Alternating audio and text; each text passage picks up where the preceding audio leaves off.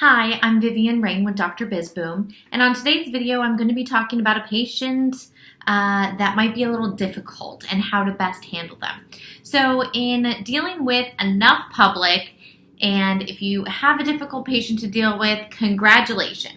It means you see so many people that you're bound to have somebody who's a little difficult. So we have a really specific way of handling them, and I wanted to share with you some of our successful actions in doing so. So one of the things we found is generally they just want to know that they're heard and duplicated. Now, that might be a little difficult if you're at your front desk and they're amongst other patients and being loud and upset and things of that nature. So as a first priority, we always over-acknowledge the patient, meaning I totally understand Mrs. Jones, and we definitely want to get this handled for you. We want to take the time and get you a comfortable space. Let's move you over into this room. And we remove the patient from the general patient population so that we can handle them without them creating massive upset everywhere around them. So that's really key, is first and foremost to move the patient into their own treatment room or exam room or ROF room or somewhere where you can talk to them privately. The next thing is to make sure that you're not dealing with somebody who just wants to yell bad things at you. You know, I understand the saying about the patient or customer is always right. I think the customer should always be acknowledged, heard, and made to feel important. And I think that it's important that you acknowledge that they feel they're right. And you understand they believe what they're saying. And it doesn't mean it has to be true for you. But it does mean you need to give them the respect, even if it's not being given back to you at that exact moment in time.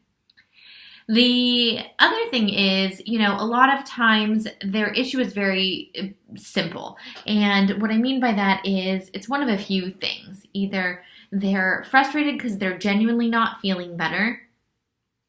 There's been a miscommunication of some sort at some place throughout their cycle or treatment.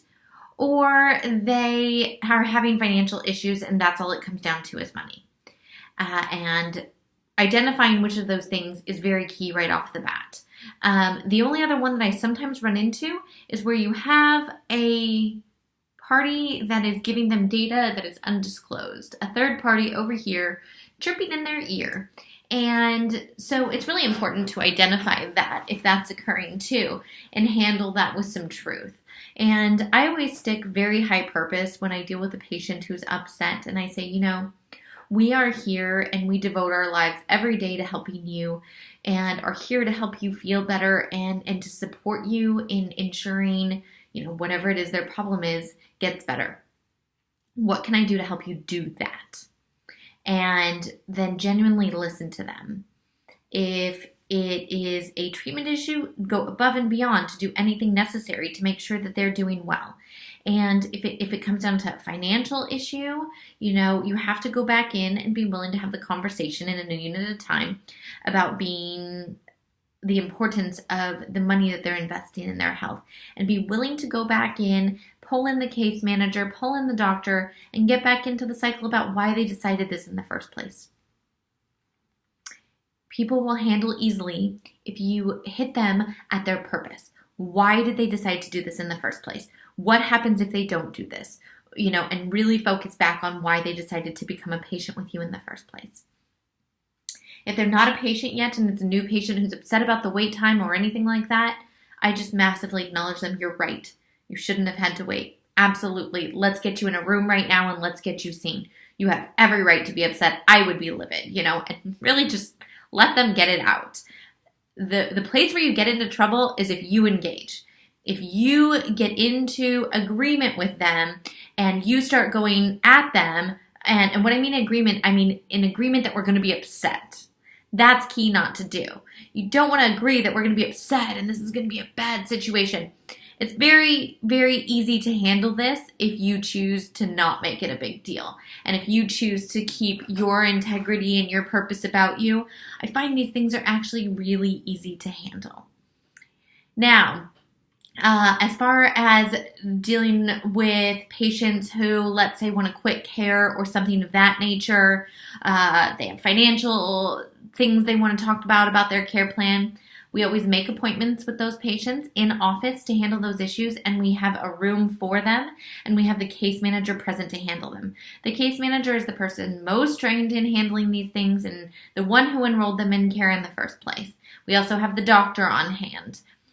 And one of the things that I found is a great question is to go down, why did you decide to do this? What happens if you don't finish and follow through with this?